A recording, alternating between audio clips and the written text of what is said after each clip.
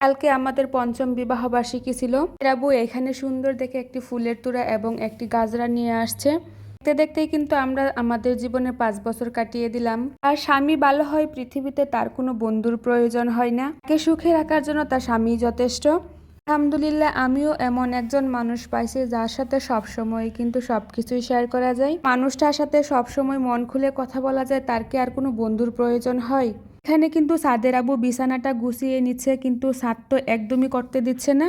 তো একদম লাফালাফি শুরু করে দিছে। তো কিন্তু তার বাবার সাথে কাজে লেগে গেছে।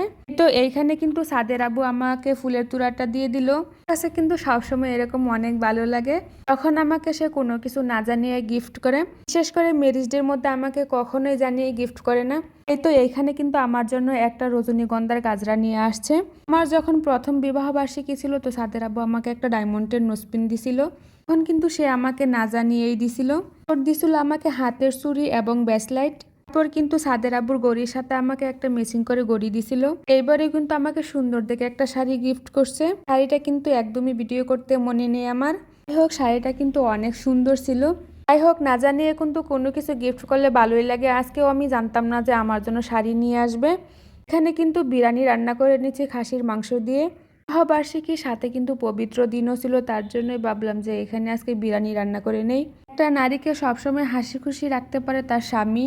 এই শ্বশুরবাড়ির লোক যতই খারাপ হোক না কেন, স্বামী যদি ভালো হয় তাহলে কিন্তু তার কোনো আর চিন্তাই নেই।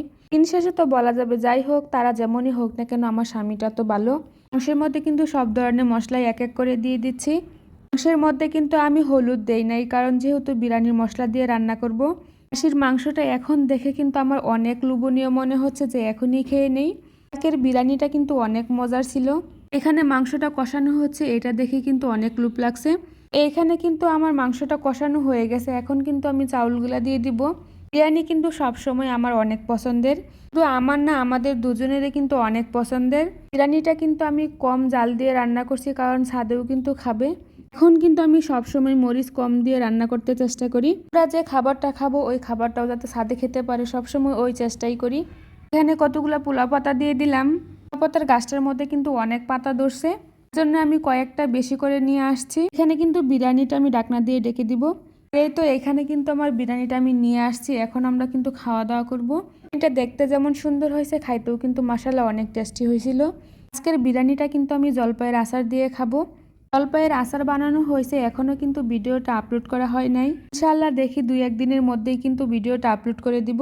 জলপাইয়ের আচারটা কিন্তু অনেক মজার ছিল। যে কোনো ধরনের আচার বানালে কিন্তু অনেক মজার হয়। আমি কখনোই এইভাবে আচার দিয়ে বিরিয়ানি খাই নাই।